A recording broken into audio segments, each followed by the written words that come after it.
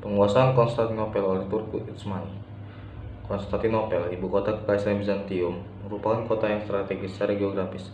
Kota ini terletak di antara Eropa dan Asia, serta menjadi pusat perdagangan, budaya, dan politik dunia selama lebih dari 1000 tahun.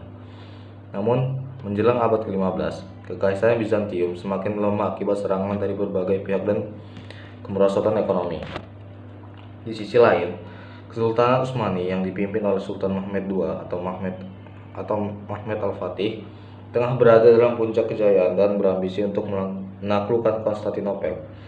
Kota ini merupakan simbol kejayaan Kristen Ortodoks di timur, dan penaklukannya akan memperkuat posisi Turki Utsmani sebagai kekuatan besar di dunia Islam dan internasional.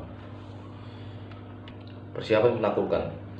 Sultan Mehmed II yang berusia 21 tahun ketika naik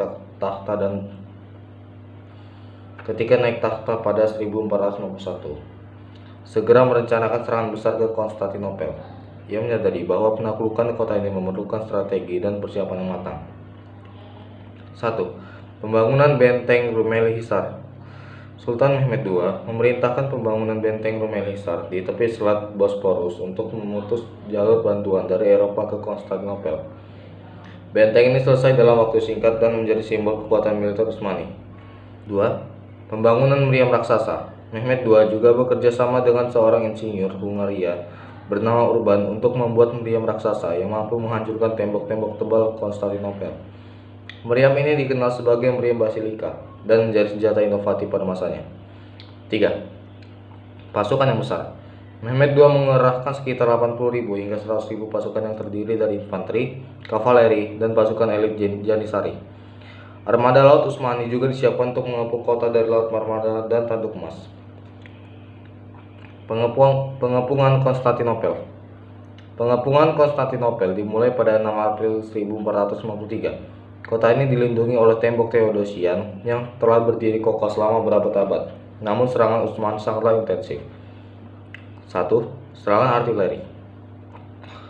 Meriam-meriam Utsmani menghantam tembok kota setiap hari meskipun perbaikan terus dilakukan oleh penduduk Bizantium. Serangan demi serangan dilancarkan untuk melemahkan pertahanan. 2. Blokade laut.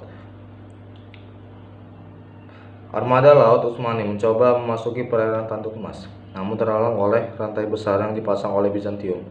Sultan Mehmed II kemudian memerintahkan kapal-kapal Utsmani untuk dipindahkan melalui darat menggunakan gelondongan kayu melintasi Bukit Galata. Sebuah manuver yang mengejutkan musuh.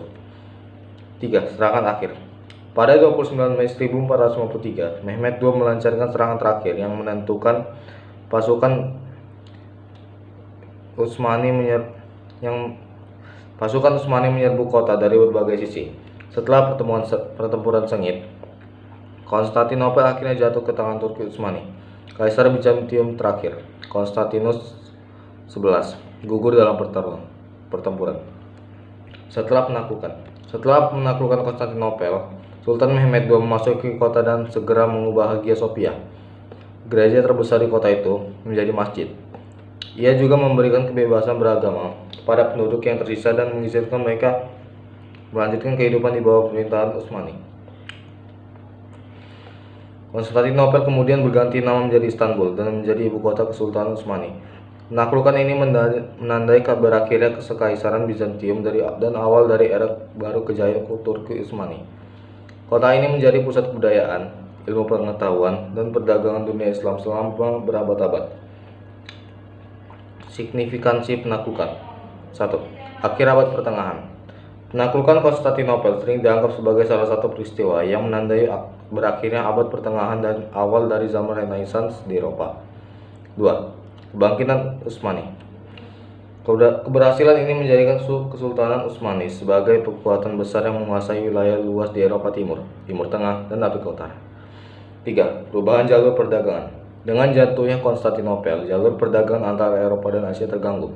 Hal ini mendorong bangsa Eropa untuk mencari jalur perdagangan baru ke timur, yang pada akhirnya memicu era penjelajahan samudra. Penaklukan Konstantinopel oleh Turki Utsmani bukan hanya peristiwa militer, tetapi juga simbol perubahan peradaban yang mengubah peta politik, ekonomi, dan budaya dunia selama berabad-abad.